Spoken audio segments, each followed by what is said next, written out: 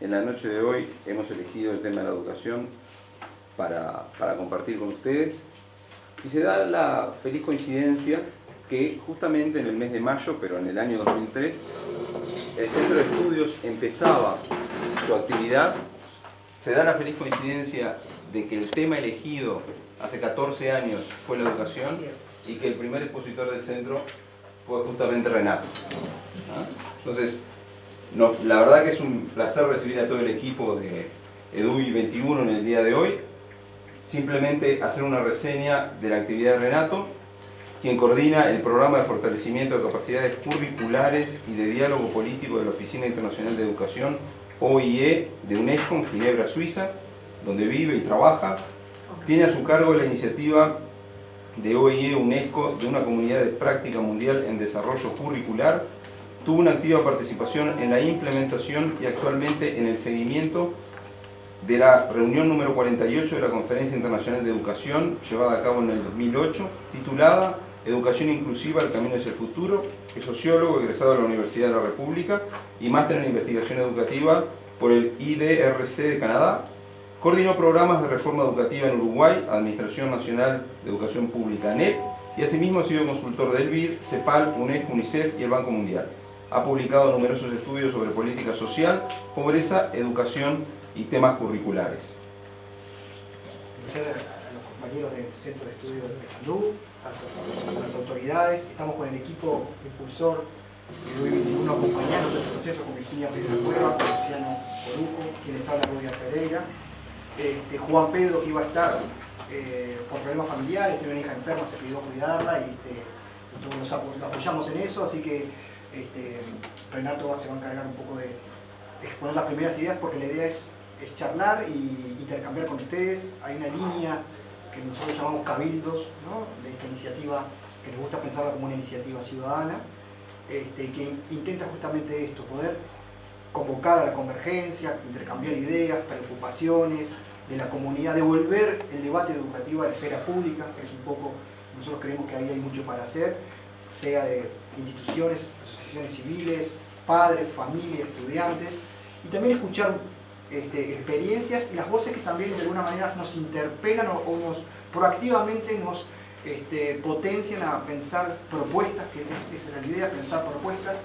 Hay diagnósticos, hay otros que quedan por hacer, pero en realidad EDUI 21 lo que busca es, en un proceso que estamos trabajando con equipos que van a generar propuestas en distintas áreas, después Renato podrá hacer referencia, generar justamente propuestas y estrechar vínculos con las comunidades. Entonces tenemos una agenda en la que vamos a estar en varios departamentos de acá a fin de año, justamente con comunidades que, como el Centro de Estudios de Paysandú, nos convocaron a poder pensar juntos y también quedarnos con algunas ideas de ustedes y estrechar vínculos que la idea es que continúen para difundir un poco cuál es la perspectiva de las distintas localidades. Los invitamos desde ya a participar de EDUI 21, entrar a la página que es edui21.org, ahí se pueden asociar, y también vamos a estar presentando un programa para pensar y formarnos y intercambiar conocimiento, del cual les vamos a dar noticia, pero que va a traer personalidades, pensadores, pedagogos, personas que están específicamente dedicadas a las neurociencias y a la educación, que nos puedan ayudar a seguir pensando y a promover estas propuestas. Así que sin entretener mucho más, le dejamos la palabra a Renato, que es la parte interesante de esto. No, yo quisiera primero que Virginia también les presentara un momentito, después ya vamos a... Bueno, yo soy una integrante también del equipo que acompaño en esta oportunidad a este cabildo. Nos parece que son iniciativas fundamentales que deberían estar ocurriendo a nivel de todo el país, como espacios de encuentro, de reflexión, de discusión, para poner sobre la mesa un tema que nos compete a todos y que es vital para las generaciones jóvenes, que realmente limpiemos el diente de forma colectiva, ¿verdad? Gracias, ¿verdad? También Luciano, bueno, buenas tardes, yo soy Luciano, soy el coordinador de EDUI 21, estoy trabajando en la parte ejecutiva y bueno, agradecerles que estén acá porque para nosotros es importante, trabajamos mucho en en general los cabildos pensábamos que era una parte importante para el 21 que la sociedad esté empoderada del debate educativo. Así que bueno, muchas gracias. Agradecer al Centro de Estudios de Paysandú, lo que decía Rodrigo, bueno, en cuanto a que sí, nos recordamos que en el 2013 iniciamos una actividad, iniciamos este hermoso ejemplo, porque creo que el Centro de Estudios Paysandú es un hermoso ejemplo de cómo uno puede generar producción, conocimiento, ideas en un ámbito de pluralidad, ¿no? Y de abertura, ¿no? Eso es el que el país a veces necesita, ¿no? Tener mayor capacidad de aliar ideas y de propuestas y no hacerlo siempre de elementos únicos, sino diversos. Entonces yo creo que celebrar esta oportunidad, agradecerles a Gonzalo, Rodrigo, a todo el equipo del Centro de Estudio Paysandú, toda la apertura que han tenido para este tipo de actividad. Nosotros esperamos con el Centro, con el CEP, poder hacer una serie de actividades constituidas como cabildo abierto por forma permanente, con lo cual está sin inicio. Venimos de una conversación que nos dejó también muy reconfortados con los estudiantes del Centro de Formación Docente, con los cuales estaban en un número muy importante, una conversación de casi 2 horas sobre temas educativos sustantivos, que salimos muy reconfortados en que hay mucho que discutir y mucho que hablar para construir. Entonces, de alguna manera, como decían los colegas y amigos, Edu21 es, para ponerlo así, para iniciar un poco la presentación, Edu21 es una ventana de oportunidades para el país, para tratar de cimentar una propuesta de cambio educativo profundo, sustentable, para 10 o 20 años.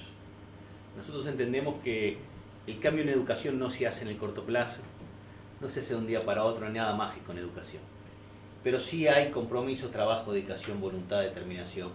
Y nosotros pensamos que Edu21 viene a cumplir un rol de movimiento ciudadano, como nos gusta a nosotros definirnos, un movimiento ciudadano que nace desde el llano, que es el llano, que nosotros no pretendemos con estas actividades que estamos haciendo hoy, por ejemplo, es tratar de entender las preocupaciones, ver las necesidades y tratar de incorporarlas a nuestro proceso de trabajo, pero lo hacemos con la convicción de que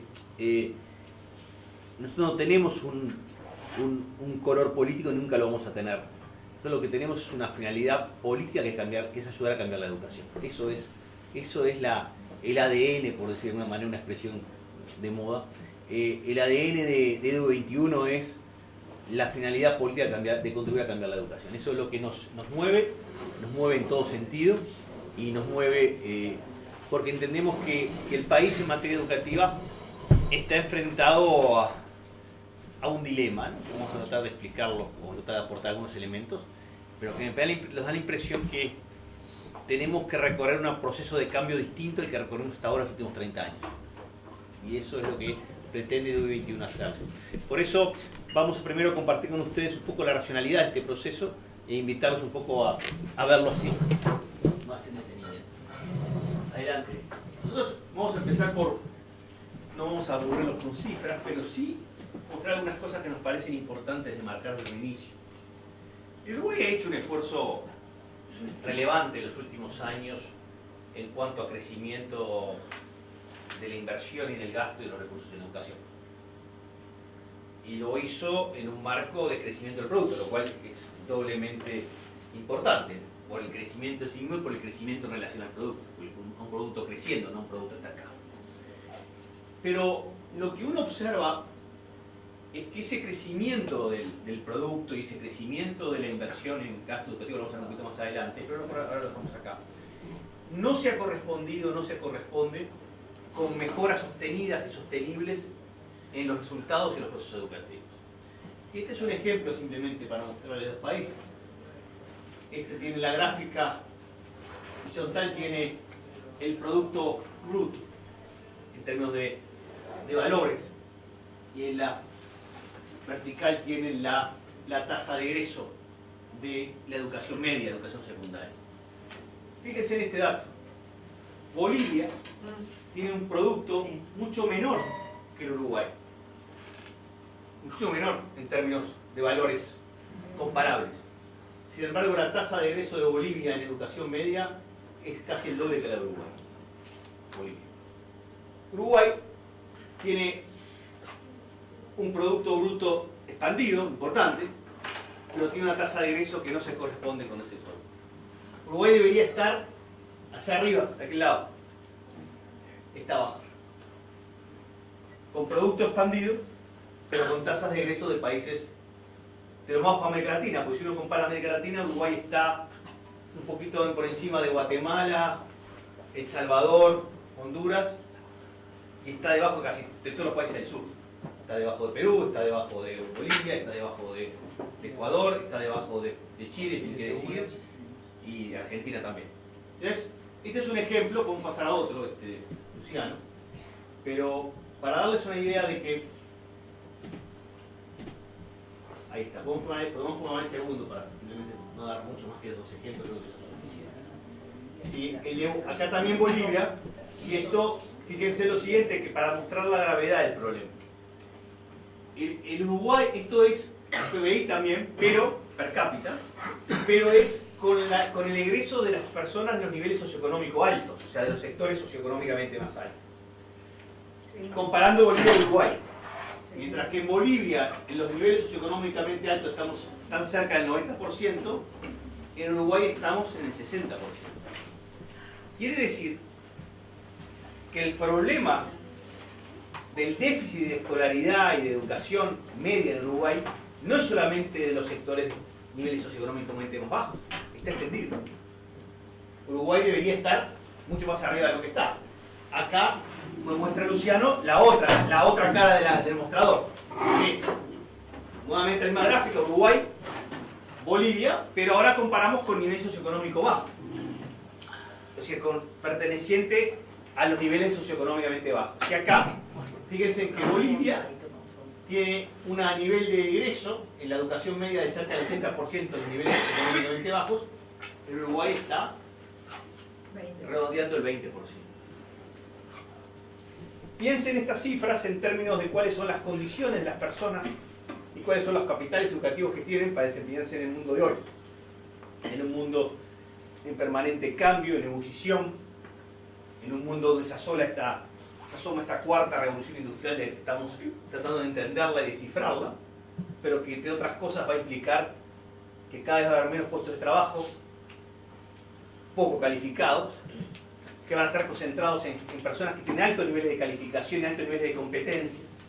Y eso nos enfrenta en una situación de extrema vulnerabilidad, que no es solamente vulnerabilidad educativa, es vulnerabilidad social, es vulnerabilidad cultural y es también vulnerabilidad económica.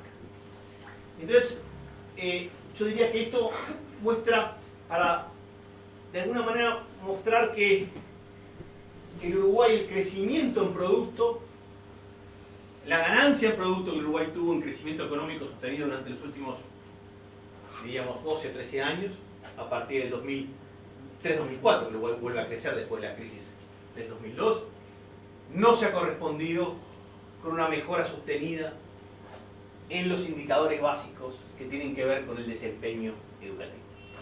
Ese es un dato de la realidad, eso no lo dice Vidal, no lo dice Virginia, no lo dice Luciano, lo dice la realidad, es la evidencia. Llamémosle crisis o no, para nosotros es totalmente accidental esa discusión. Es un dato fuerte de la evidencia de cómo estamos.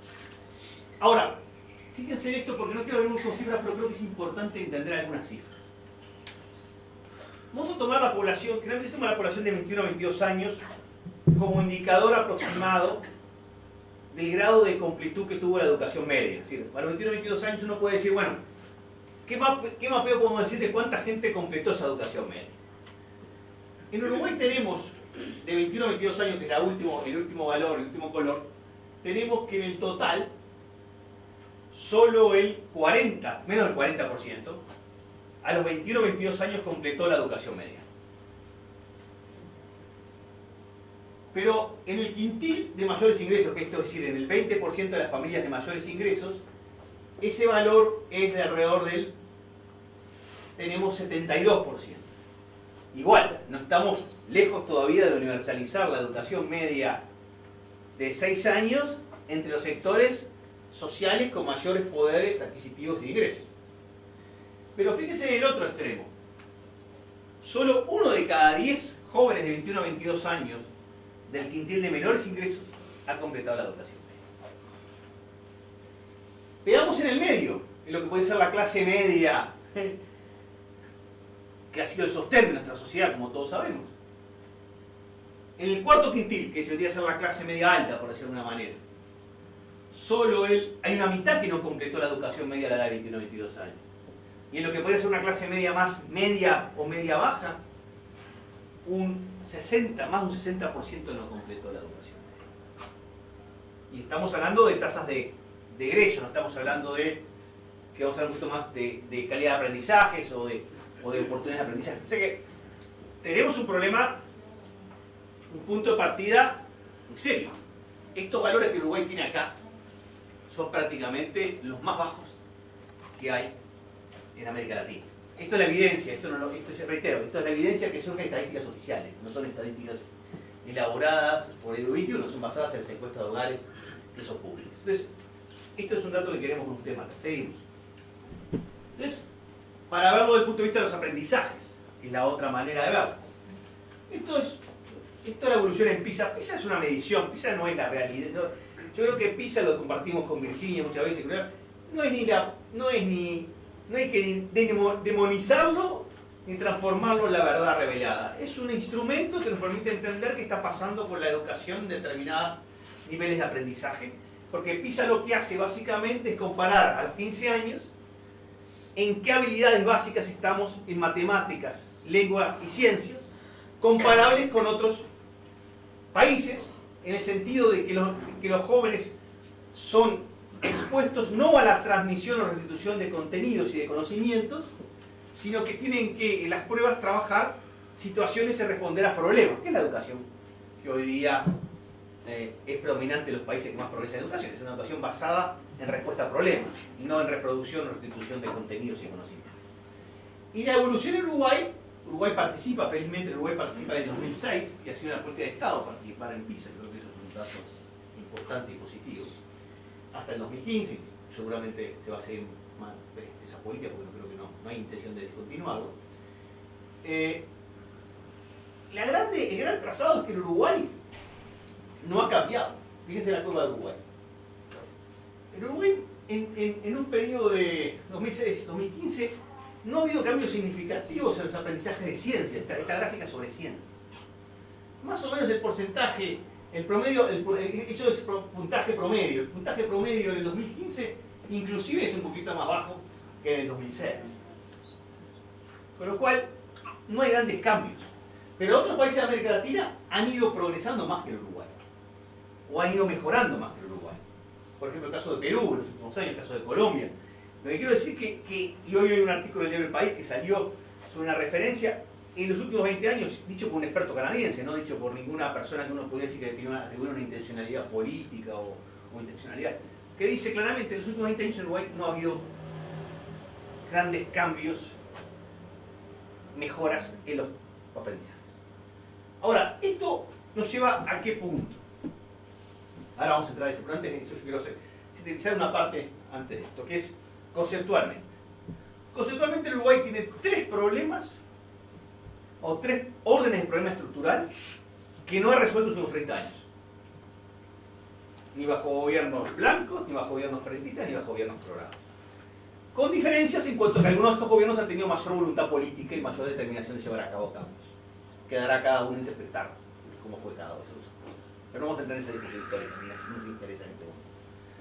Lo que sí nos interesa marcar es que hay tres órdenes de problemas que no han sido resueltos. Primer orden de problema es el problema del déficit de la calidad del aprendizaje.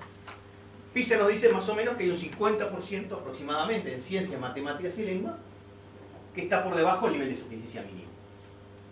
Que puede estar en lo que se puede llamar un nivel de no alfabetización, ni en ciencias, ni en matemáticas y lenguas, a los 15 años. Y tengan en cuenta que PISA, además, toma a los niños, a los jóvenes que tienen 15 años que están en el sistema. No mide los aprendizajes de los niños, de los jóvenes que están fuera del sistema. Porque Uruguay tiene tanto fuera del sistema. PISA es una muestra de los privilegiados, no de los excluidos. Los excluidos no están en PISA. Entonces tenemos un problema de déficit de calidad de aprendizajes y de competencias básicas. tenemos un problema muy serio que lo vimos recién, de lo que llamamos nosotros en el 2021 la inequidad intolerable. Entre el 10% que completa la educación media en el quintil más bajo contra el 80% en el quintil más alto. Decimos que es intolerable esa brecha porque es insostenible para una sociedad que busque determinados niveles mínimos de integración sociocultural, una sociedad con esos niveles de distancias entre grupos. Y decimos que también es una excelencia marginal, porque el número de alumnos que se destacan en el sistema es muy pequeño. Es menos del 3-4% de lo que PISA, o menos. Menos del 3%. Eso no es problema de los alumnos. Es problema del sistema. Porque ustedes vieron estos días que han salido una serie de ejemplos de alumnos que han ideado robots para responder a problemas de sus vidas y de sus escuelas, ¿no? El liceo de Tala y el liceo de... Eso es un sistema, eso es porque los jóvenes tienen la voluntad y el deseo de responder a problemas de la vida real. Pero son anécdotas. El sistema no está pensado para eso. No nos equivoquemos. El sistema educativo no está pensado para que el niño o el joven sea un productor de conocimiento, que es la tendencia en el mundo. La tendencia en el mundo es que el joven en la educación produce conocimiento, no restituye o reproduce conocimiento. Eso es la tendencia en el mundo. Ustedes piensen, por ejemplo, si el espacio de innovación positivo, plausible que ha tenido el plan Ceibal,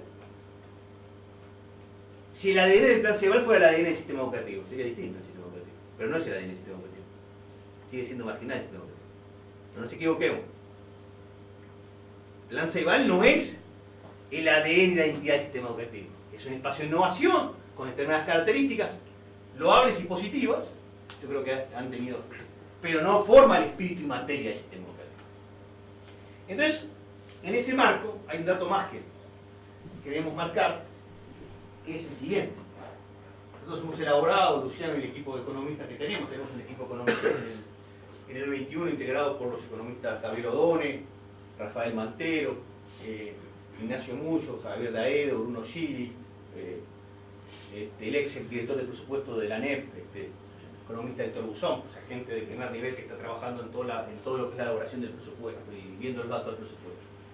Y ellos elaboraron esta gráfica que muestra que en los últimos años, en la última década, el costo por alumno, es decir, lo que el país invierte en cada alumno, se duplicó. Lo cual es un dato importante y es un dato positivo en cuanto a mejorar supuestamente las condiciones de aprendizaje. Sin embargo, ese aumento en el costo por alumno no ha implicado o no se ha correspondido con un incremento en las oportunidades y en los resultados de aprendizaje. El presupuesto regular de la ANEP, si no me equivoco, del total del presupuesto de la ANEP hoy día, por supuesto que hay fuentes extrapresupuestales de inversión y otras que hay que tener en cuenta, solo el 5% del presupuesto de la ANEP se destina a inversiones. Habrá que ver dónde creció la ANEP entre estos 10 años. Si creció en docencia directa para mejorar el aprendizaje, es un buen dato. Ahora, si creció no en la musculatura de las escuelas, pero en la musculatura de las burocracias, es otra cosa. Sin ningún tipo de juicio peyorativo en el sentido ninguno. Pero los sistemas educativos pueden crecer para apoyar lo que pasa en el aula. Voy a dar el ejemplo de Francia ahora. Francia ganó, ustedes saben, la elección Emmanuel Macron, que es un hombre joven que intenta hacer lo que él llama una suerte de integración de tradiciones políticas de diferentes orígenes, tradiciones socialistas, tradiciones más de la derecha republicana, es una combinación de lo que se llama en Europa el progresismo liberal. En educación, ¿qué plantea? Para darles un ejemplo de cómo las cosas también hay que revisarlas. El presidente anterior, Hollande, François Hollande, presidente socialista que gobernó Francia durante los últimos, en Francia gobierna por 5 años, una de las propuestas que él tuvo fue mejorar la educación, era crear 40.000 puestos docentes. Se comprometió el Partido Socialista a crear 40.000 puestos docentes. Ahora en el periodo de crisis que hubo, lo hizo. La evaluación que hicieron es que ese incremento de puestos docentes no se correspondió con una mejora. Sobre todo estaba pensado esos puestos docentes para focalizados en las escuelas que se llaman en Francia, sobre todo las escuelas en París, en las zonas de contexto desfavorable, zonas de alta migración, de niveles de pobreza. El presidente actual Macron plantea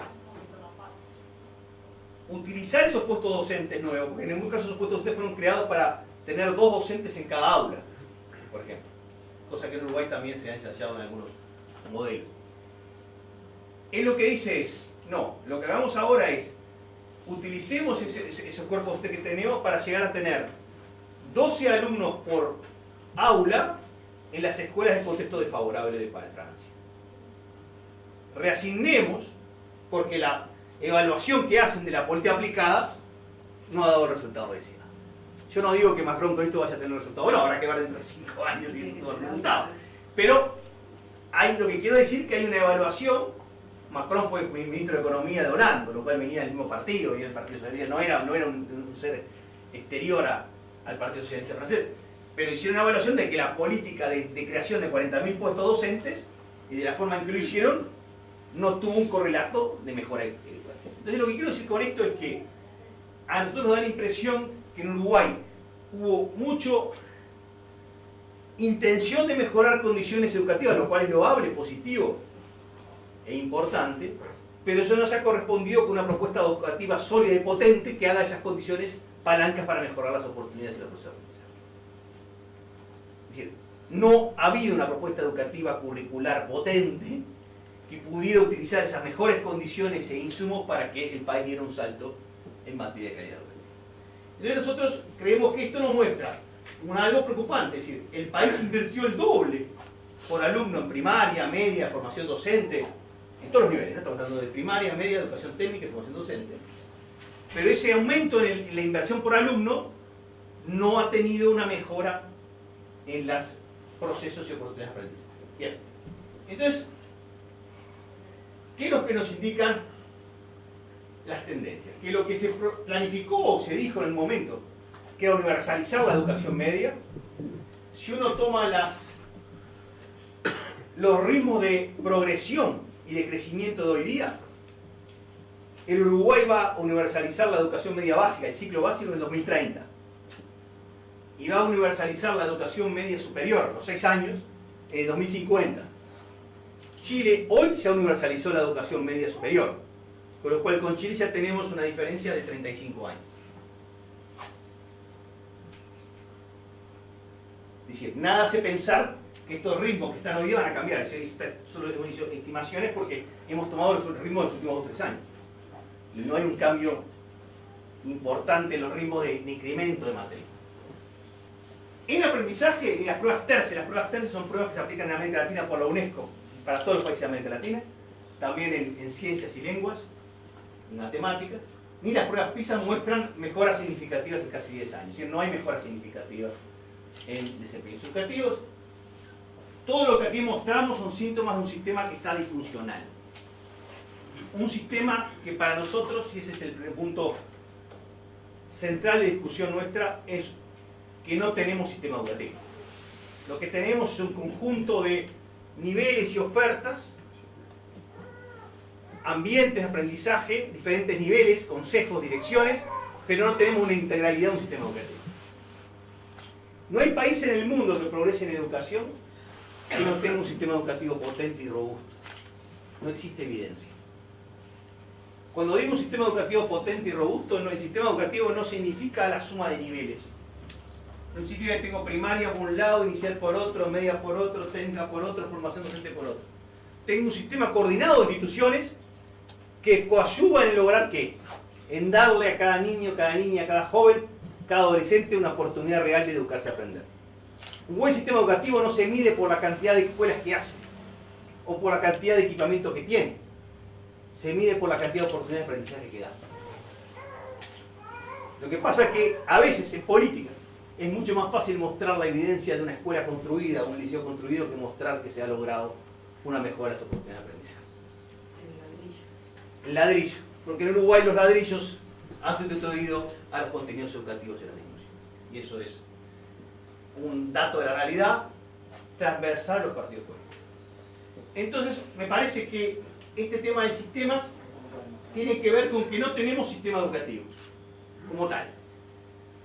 Hay un paradigma inadecuado porque nuestro paradigma de enseñar y de aprender no se corresponde con el mundo de hoy.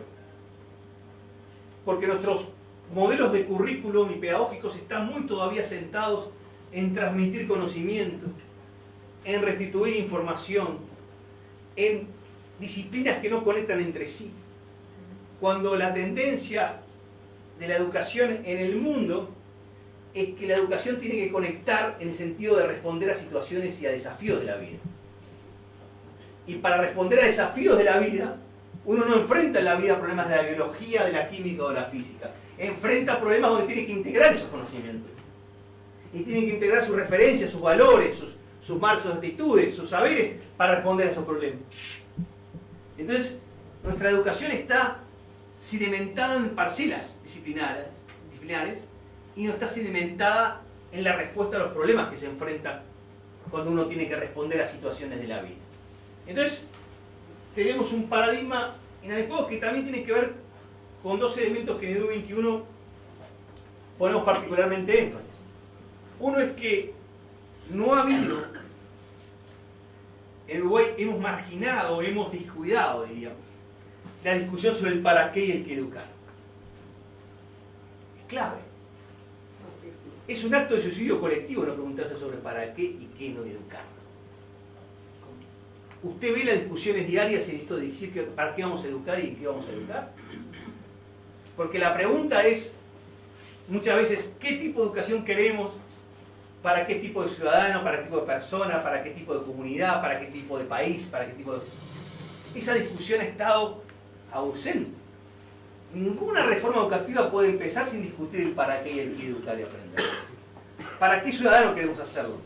Para un ciudadano que va a tener que hacer lo que hoy llamamos un poco la UNESCO, el ciudadano local, el ciudadano que tiene una mirada global al mundo, un aterrizaje local, un ciudadano que está formado para responder a los problemas de sostenibilidad del planeta, que asume un estilo de vida saludable, individual y colectivamente, que tiene una formación en ciencias que le permite ser una persona con capacidad de respuesta frente a los problemas que diariamente enfrenta, que tiene un manejo de las lenguas. Ya las lenguas no son solamente la lengua materna, las lenguas de extranjeras, es también la lengua de la programación. Los países que hoy día en educación están logrando mayores progresos son aquellos que están introduciendo desde el nivel inicial programación. ¿Qué significa programación? Enseñarle al niño o a la niña la capacidad de darle órdenes a una computadora e instrucciones para responder problemas. Porque el cambio fundamental en educación es pasar del alumno que reproduce a un alumno que produce conocimiento. Entonces, esos cambios están ahí. Yo les puedo dar el ejemplo, Malasia, en Asia, uno de los países que más está progresando en educación, introducen ya este año, yo he estado en Malasia este año un par de veces trabajando con ellos, introducen en el currículum, desde el nivel primario, este año alfabetización, programación. La idea es que los niños sepan producir apps, sepan producir páginas web, lo que también hacen muchos jóvenes hoy día en Uruguay, pero lo hacen aisladamente. Lo hacen inclusive en contra del sistema. Porque el sistema no está pensado para eso. Entonces, Inglaterra está haciendo un esfuerzo notable en materia de incorporación del lenguaje. Varios países. Australia, sin duda. Sí, sin duda. Entonces, lo que quiero decir con esto es que esos temas no están en la agenda. Porque el tema de la tecnología, por ejemplo, para tomar un ejemplo concreto. La tecnología, hoy por hoy, ya no es un elemento solamente de, digamos, de ayuda para que nuestras vidas sean mejor. La tecnología, en esta revolución industrial que estamos viviendo, se transforma en un elemento definidor de nuestras identidades. Porque digamos, la conexión entre el mundo virtual y el mundo presencial cambia. Somos a la vez seres virtuales y seres físicos. ¿Cómo son nuestras identidades como personas? La tecnología está moldeando nuestras identidades, nuestra forma de ser. No solamente qué queremos hacer, sino quiénes somos. Y esas cosas no están discutidas, están fuera de la discusión. Están fuera del debate educativo. En la educación no estamos discutiendo esos temas. Entonces nosotros creemos que hay un paradigma totalmente inadecuado en el marco de una gestión que calificamos de deficiente, una gestión que no está pensada para lo más importante de la educación, que es que el docente en los sistemas educativos es el principal tomador de decisiones. Nadie es más importante en el sistema educativo que el docente como tomador de decisiones. Y el alumno como protagonista, como regulador, como actor, como sujeto de sus aprendizajes. Si uno ve, por ejemplo, el organigrama de educación de Finlandia, del Ministerio de Educación de Finlandia, todo el organigrama está pensado en función de ¿qué? En función de cómo cada unidad educativa está apoyando lo que pasa en el aula. Está apoyando al docente para que tome las buenas decisiones y para que el alumno asuma su propia regulación de sus aprendizajes. ¿Cuánto tenemos de eficiencia en el sistema educativo que no piensa sus unidades en función de lo que pasa en el aula, que es lo que nos pasa a nosotros? Entonces, con esto queremos decir que el problema que nosotros identificamos en el UI21 es el problema de que tenemos debilidad en el para qué y en el qué. Tenemos debilidad en el cómo. Tenemos debilidad en el sistema educativo. Y tenemos debilidad en la gestión. Entonces nos preguntamos, ¿cuáles son los caminos? El camino, y con esto no queremos hacer ningún tipo de valoración que se entienda en un sentido positivo o negativo. Hay dos opciones muy claras. Dos caminos posibles. Hay un camino que es decir, bueno, no se puede cambiar el sistema en su estructura, en su ADN programático, en sus instituciones, porque tenemos determinadas tradiciones, culturas, resistencias. Entonces sigamos tratando de poner innovación acá, otra allá.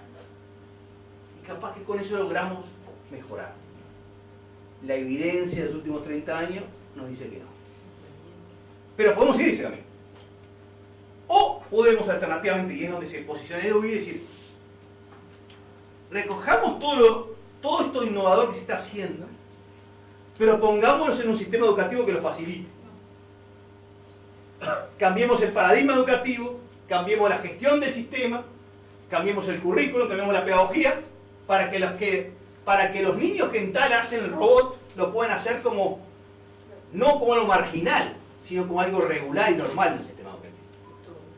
Y todos, exactamente.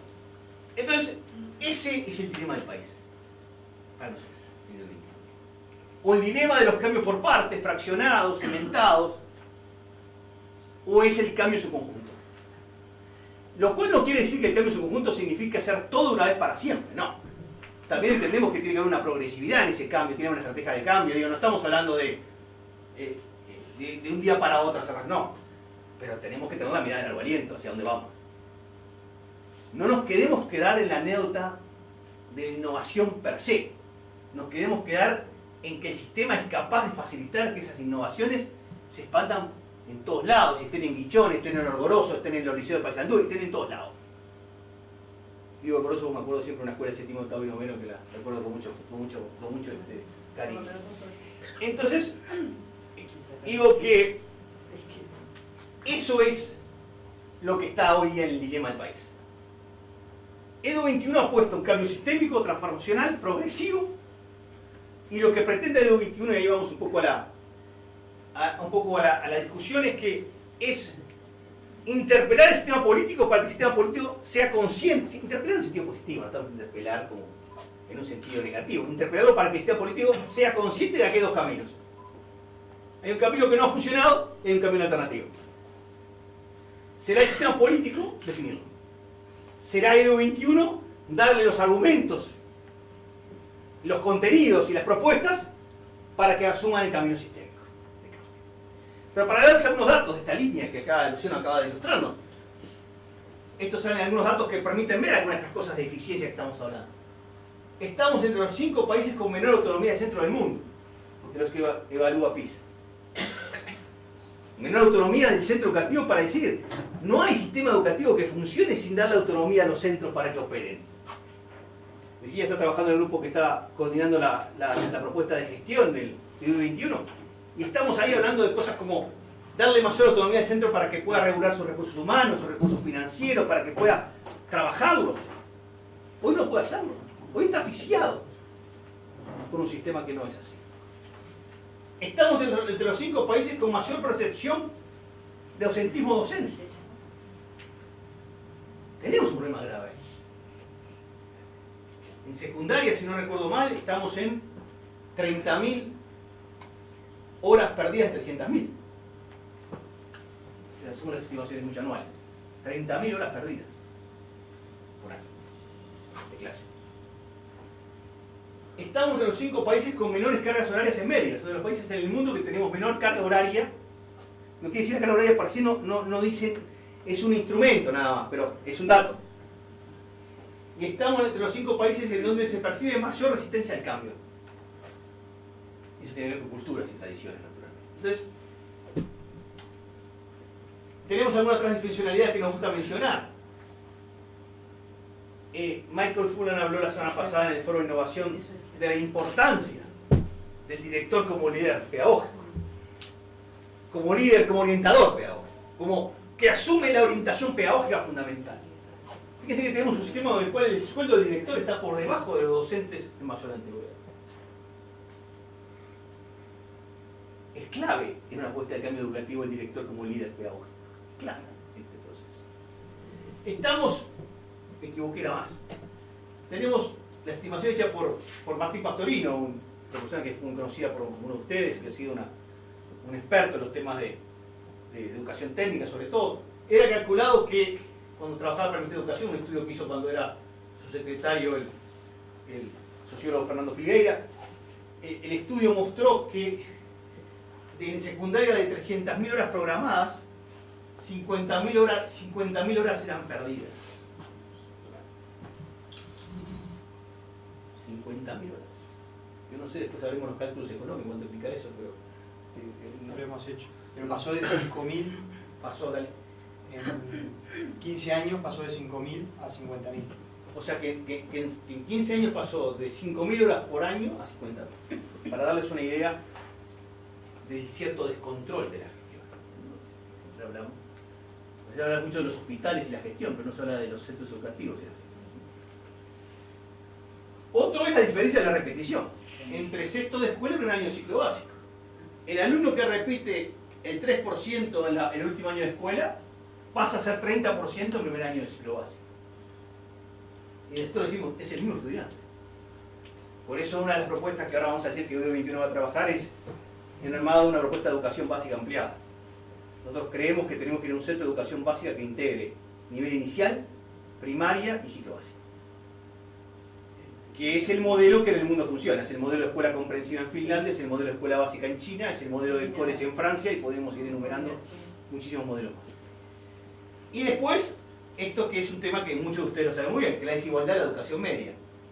La concentración de horas en los centros, rotación y estabilidad docente y salario. Es decir, que los docentes más calificados están en los centros mejores y hay una altísima rotación de docentes que no hace que el centro no tenga ningún espíritu comunitario, ninguna identidad como tal.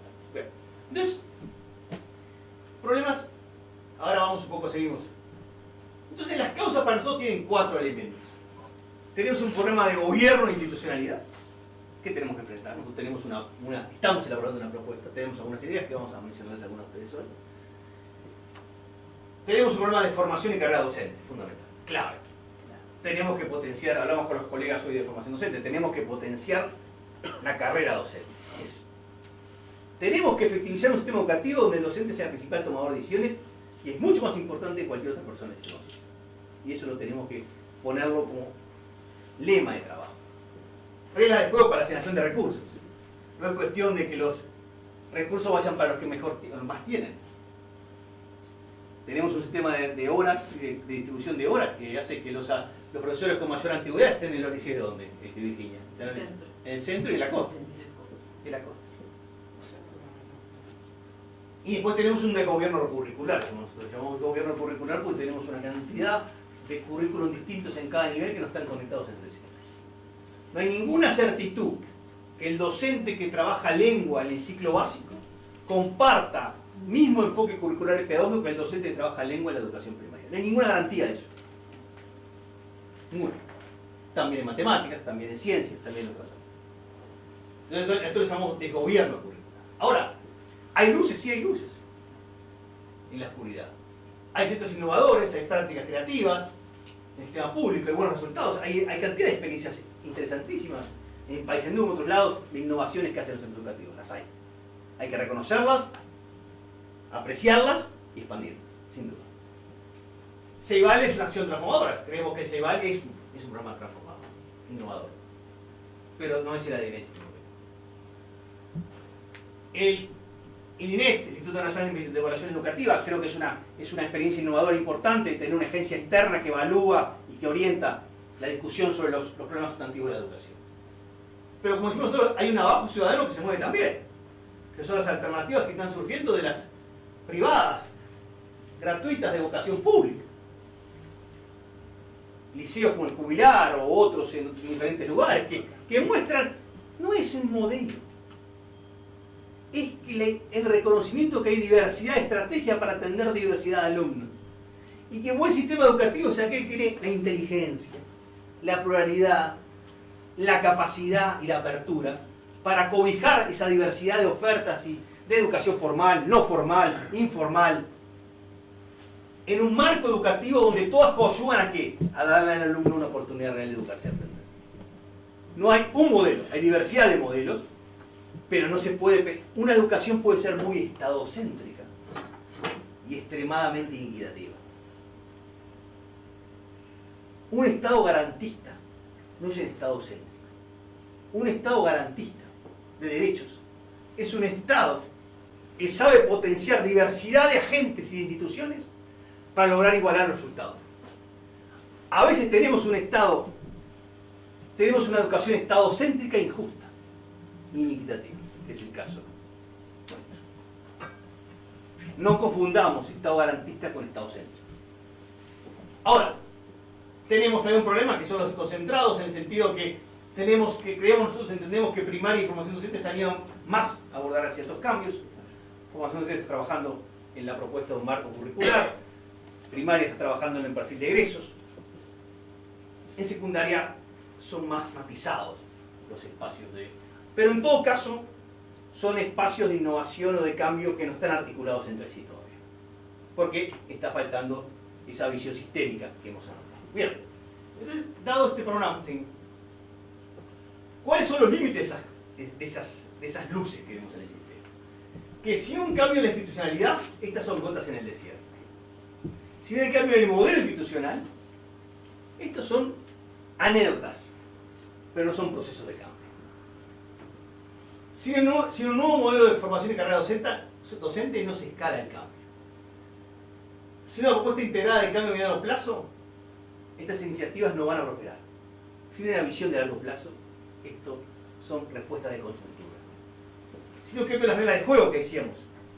Reglas de juego en cuanto a mayor estabilidad docente, mayor estabilidad de los cargos, menor rotación, también no va a haber cambio. Y sin una apuesta a gobernanza curricular, es decir, a tener un sistema curricular unitario, un marco curricular que sea transversal a los diferentes niveles, tampoco va a haber cambios.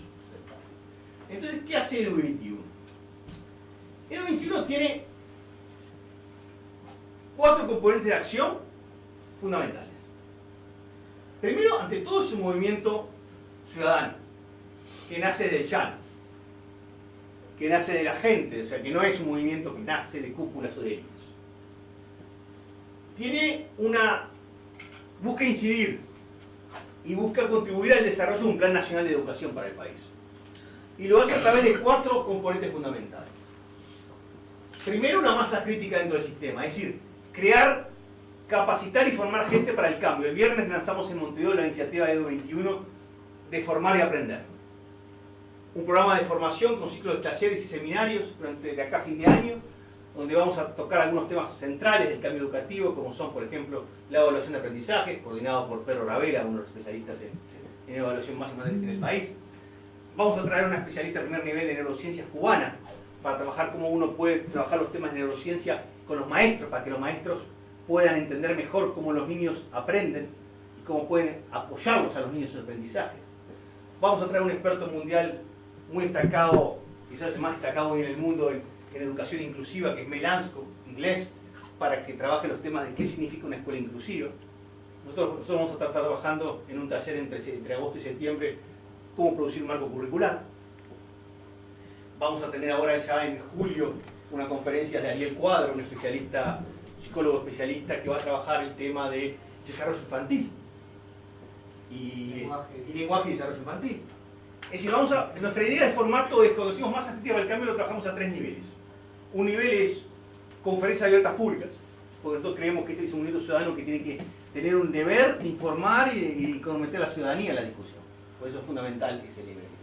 Un nivel de taller para educadores, donde uno pueda profundizar y afinar en propuestas.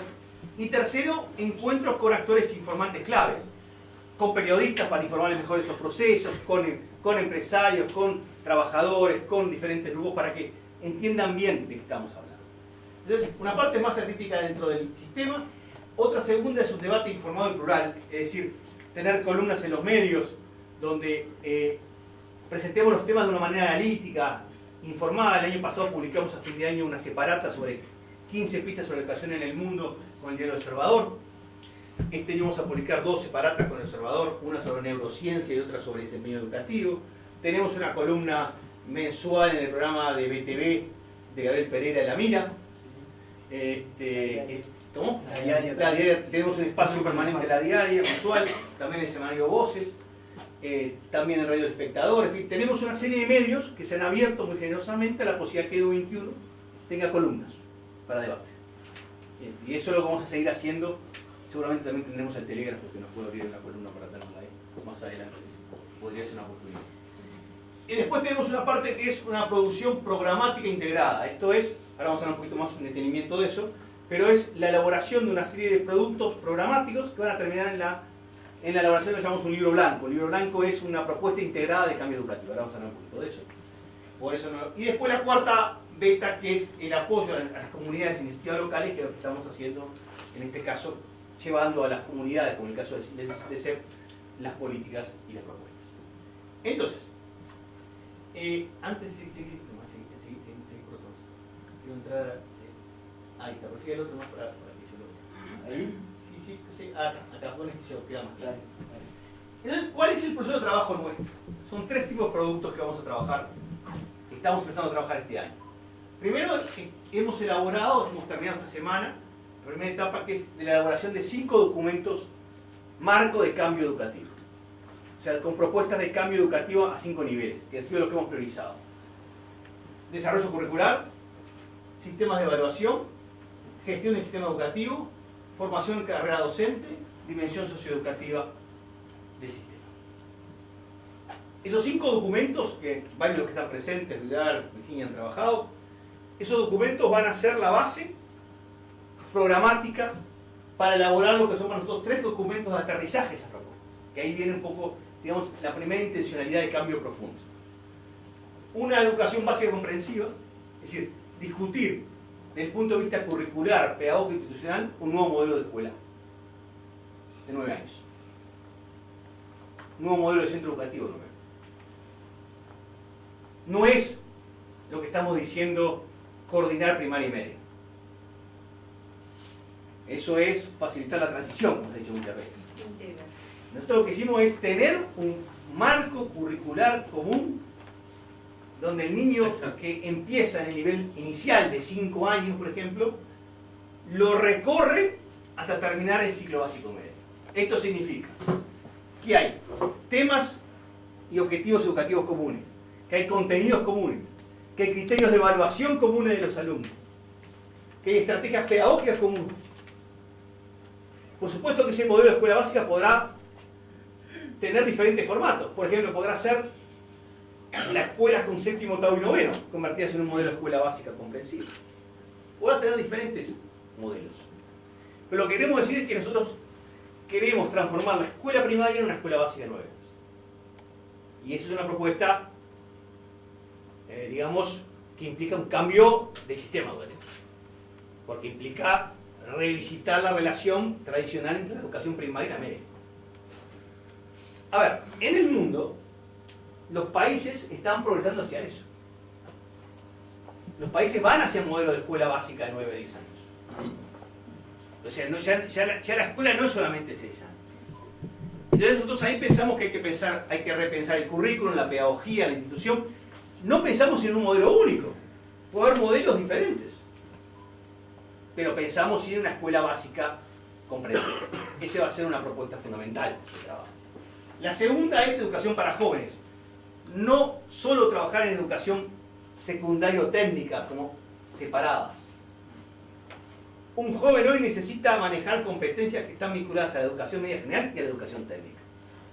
Pero el cambio de paradigma es que uno piense la educación no desde la oferta, sino de la necesidad de los jóvenes. De lo que los jóvenes perciben y necesitan para desarrollarse, para actuar en esta sociedad de hoy y del mañana.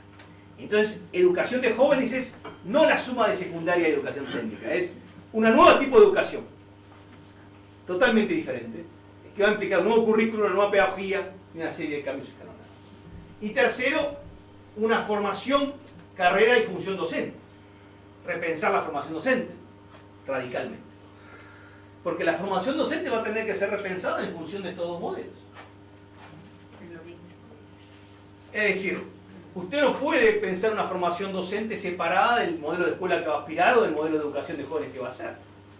No puede ir por carriles separados. Entonces habrá que repensar esa formación docente y habrá que incorporar, como discutíamos hoy con los colegas del Instituto de Formación Docente, algunos temas que no están en el currículum de formación docente, como por ejemplo, cómo personalizar los aprendizajes, cómo atender la diversidad de cada alumno, cómo reconocer que no saben poner porque no está puesto, porque no ponen los instrumentos para que lo hagan, cómo atender que cada alumno es un ser especial y único, cómo incorporar los avances en las neurociencias, en las prácticas docentes. Ustedes saben, la neurociencia está comprobándose que el cerebro, cada uno de nosotros nace con 85 billones de neuronas. 85, 86 billones de neuronas. Que van teniendo diferentes conexiones en función de los estímulos que vamos teniendo en la vida. Por eso la importancia de la estimulación temprana de las familias, no solo de la educación, también de las familias. Y cómo eso que se llama la plasticidad del cerebro, que el cerebro en definitiva permanentemente está aprendiendo. Si bien es cierto que las edades, cuando uno es muy niño, muy inicialmente en su vida, tiene mayor potencialidad de desarrollo de neuronas y de crecimiento, las neuronas crecen en todo momento en la vida, a todas edades. Crecen las conexiones entre neuronas y crece el número de neuronas, a todas edades.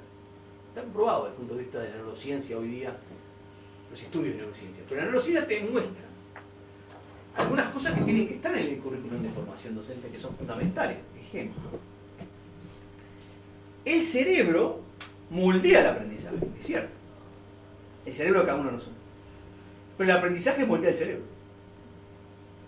La manera en que nosotros aprendemos y nos estimulan el aprendizaje moldea nuestro cerebro y hace crecer nuestras neuronas y la capacidad de conexión. Hay ejemplos que mencionaba Fernando en educación media, en algunos lugares, donde hay una desactivación de las neuronas, donde no hay estimulación al joven fuerte, entonces lo que hay es menor crecimiento de neuronas e inclusive menores conexiones. La importancia que tiene el docente ahí es fundamental. Ejemplo, entre el cerebro y el aprendizaje está lo que llaman los neurocientistas, llaman las capacidades neurocognitivas. Son las capacidades neurocognitivas que nos permiten a nosotros aproximarnos a resolver problemas de la matemática, de la lengua, etc. Nosotros conocemos cómo los niños desarrollan el cerebro, se desarrollan su cerebro. Es fundamental porque hay, por ejemplo, el hecho de que está lo que llaman el desarrollo atípico del cerebro. El desarrollo atípico del cerebro son los que no tienen un desarrollo normal de su cerebro. Y eso puede tener dificultades, por ejemplo, en las lenguas, dificultades en las matemáticas. Si el docente sabe sobre el desarrollo atípico de los cerebros, puede funcionar y puede anticiparse en el tiempo y puede actuar para corregir esos problemas. ¿Cuánto de eso le pregunté hoy a los compañeros y colegas de formación que estaban en el currículum? No está. Entonces, ¿cómo puedo pedir al docente que después aborde estos temas si el currículo no está? Si lo que le están enseñándole no está. Entonces, yo creo que hay que reformatear los currículos de formación docente. Me consta que hay un esfuerzo que lidera la profesora Lopater, que puede ser importante, pero estos temas tienen que estar ahí.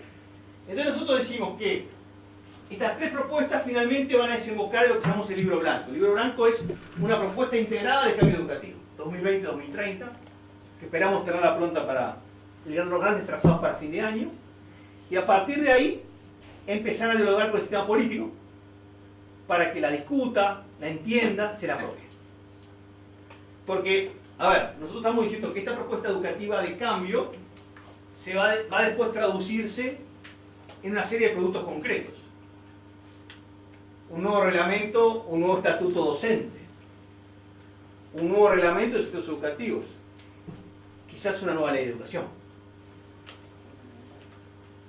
Entonces lo que estamos diciendo es que nosotros queremos que el sistema político discuta estos procesos y se pueda llegar al 2019 con una serie de propuestas afinadas, integradas, que sea quien gane en el 2019 tenga el mandato político de llevarlas a cabo. Podrá parecer muy utópico, podrá parecer muy idealista, pero los signos que tenemos de los diferentes partidos nos hacen ser optimistas. En este sentido, para nosotros, desde el punto de vista del cambio, un poco para terminar hablando un poco del cambio, decirles alguna cosa más, nosotros entendemos que el cambio tiene que ver con fortalecer ese para qué y qué que decíamos de educar, y después identificamos 4 dimensiones institucionales del cambio, que queremos mencionarlas, que me parece que para clarificar que estamos hacia dónde vamos. O sea, vamos hacia modelos programáticos diferentes, ¿no? Decíamos recién, ¿no? Vamos hacia una escuela básica de 9 a 10 años, vamos a una educación de jóvenes de 15 a 18 años, vamos hacia un nuevo modelo de carrera docente y de formación docente que apoye esa educación básica de educación de jóvenes. Ese es el esquema programático, diríamos. O sea, nuestro programa va por este lado. Que no es nada diferente en muchas cosas de lo que los propios partidos políticos plantearon en la campaña electoral. Uy, no. Estos temas estaban ahí. Algunos estaban en diferentes matices, pero estaban ahí. Con diferentes formas, pero estaban ahí. Basta leer las plataformas de los partidos.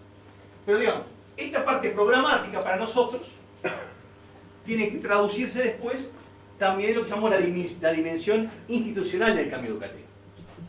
¿Cómo la institucionalidad educativa va a soportar, a sostener este cambio programático? Y para nosotros ahí vienen 4 niveles. Un primer nivel es que es el Parlamento Nacional quien tiene que definir, consensuar y aprobar el gran para qué y el qué de la educación. Los grandes trazados programáticos. En Finlandia el currículum lo aprueba el Parlamento. En países de América Latina ya están en esta línea. ¿Por qué? Porque tiene que dar la legitimidad de todos. Es el compromiso de todos los partidos. Que estos van a ser los trazados fundamentales que se va a educar y aprender, no para 3 años, sino para 10, 15 o 20 años. En nivel parlamentario, sí, con adecuado seguimiento y control. Eso no es la calidad democrática de un país, que los parlamentarios hagan su control. El segundo elemento es una conducción ministerial y liderazgo ministerial. No hay sistema educativo en el mundo que progrese sin liderazgo ministerial. No existe. No hay evidencia. Yo la verdad que buscamos, mapeamos los 200 países, no encontramos eso. No hay evidencia. Entonces, ahí hay una necesidad de fortalecer ese liderazgo ministerial. Ese liderazgo de la política educativa. Y ahí el país tendrá que, nosotros vamos a hacer una propuesta en ese sentido, no la vamos a decir ahora porque la estamos discutiendo, no la tenemos todavía entre nosotros definida. El tercer nivel es, una vez que uno tiene definido, primero vamos, el para qué y el qué, en el Parlamento Nacional tiene ese liderazgo ministerial educativo de la conducción política de la educación. Cuando decimos conducción política no significa conducción partidizada, significa conducción de la educación como política pública. El concepto me parece que hay que resguardarlo. El tercer elemento, por todo clave en esa institucionalidad es ¿qué modelo institucional vamos a tener de instituciones que van a trabajar para operativizar esa conducción ministerial? ¿Será un consejo? ¿Serán varios consejos como ahora? ¿Seguiremos con esa dispersión de consejos y direcciones?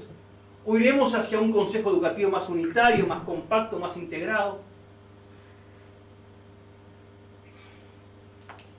nosotros creemos que ahí hay que hacer un cambio importante. Digamos, los detalles de ese cambio los vamos a ir viendo durante el año, pero nosotros creemos que el modelo actual es extremadamente compartimentalizado.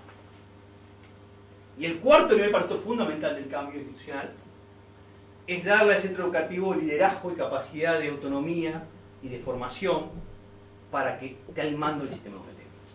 Esto es, que el centro educativo pueda tener capacidad de definir parte del currículum y de aterrizar el currículum, que se llama hoy en el mundo localizar el currículum, tenga capacidad de hacer ese liderazgo pedagógico que mencionaba Fulton la semana pasada, y también de seleccionar progresivamente, porque eso no se puede hacer de un día para otro, sus recursos humanos y su reclutamiento de esos recursos humanos. Y también ir hacia centros con estabilidad docente. Con estabilidad docente donde el docente no esté siendo de un centro para otro. O sea, habrá que pensar diferentes modalidades de paquetes horarios o de similares características que habrá que definir sus... Esos 4 elementos son centrales y que van a implicar el proceso de transformar eso que en un reglamento, un nuevo estatuto docente, como decíamos recién, un nuevo reglamento de centros educativos y más probablemente una nueva ley de educación. Porque estos cambios implican, algunos de ellos, acá hay abogados que pueden decirlo, algunos de estos cambios implican la discusión constitucional y esa es una discusión para nosotros todavía delicada, porque ahí hay un debate si habría que modificar una constitución para ciertas cosas que estamos planteando. Pero eso es una cuestión que queda ahí, todavía no la tenemos entre nosotros resuelta, o si es un cambio fundamentalmente a nivel de la ley de educación, o de ajuste de la ley de educación. Pero nosotros no creemos que la institucionalidad actual, lo que vamos a decir claramente, que queremos que quede clara para todo el mundo, y es claro para todos quienes están en el 2021, y tenemos gente de los más variados perfiles, digamos, educadores, economistas, sociólogos, profesores, supervisores, inspectores, directores de centro educativo, de los más variados pelos políticos, además, por suerte. Para nosotros es bien claro que para que este programa se cumpla, hay que cambiar la institucionalidad educativa.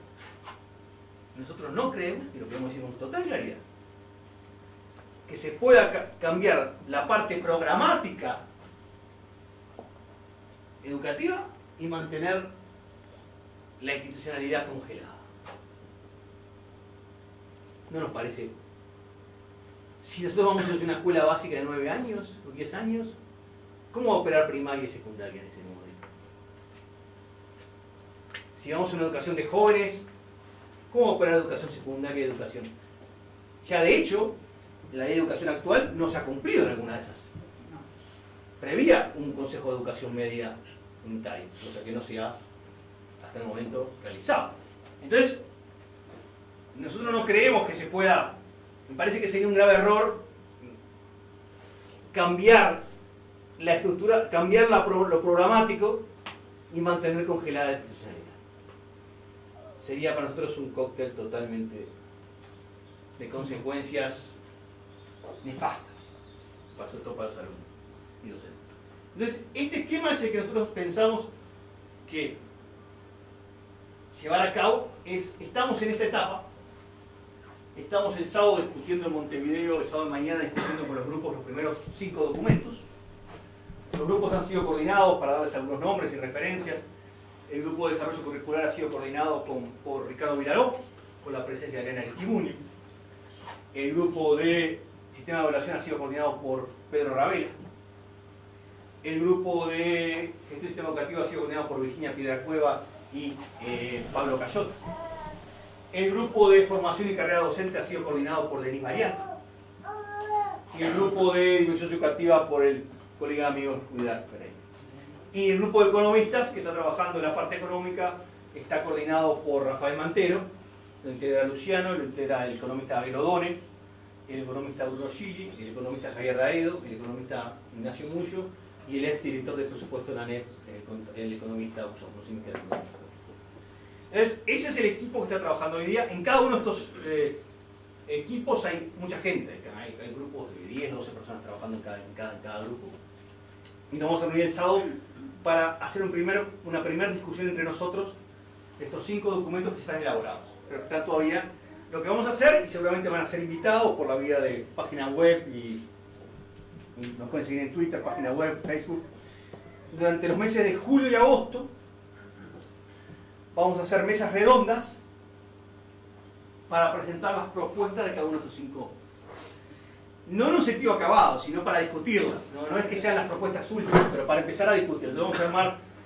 Van a armarse mesas redondas entre julio y agosto. Trataremos de hacerlas no solamente en Montevideo, sino también en el interior. Y esas mesas redondas van a ser espacios para discutir las propuestas en currículum, en evaluación, en gestión, en formación docente y en dimensión socioeducativa del campus. ¿Cómo ustedes como Cabildo nos pueden de alguna forma apoyar en este proceso? Bueno, ser un espacio donde todas estas propuestas, estas discusiones, ustedes las puedan también llevarlas al plano local y naturalmente los coordinadores de los grupos o quienes han venido trabajando pueden venir, trabajar con ustedes y hacer una presentación de las propuestas. Y también tenemos ahí una dimensión de apoyo, ¿no, Luciano? Sí, pueden entrar en la página, yo capaz que algunos de ustedes ya han entrado, entran en la página y ahí se pueden hacer socios y les empezamos a mandar información sobre qué cosas están discutiendo. También sería buenísimo si ustedes logran organizarse localmente para identificar innovaciones en educación que se estén haciendo acá.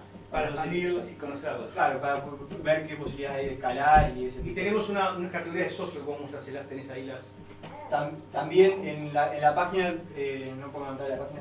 No, pero tenés ahí no tenés la presentación, No está. A ver.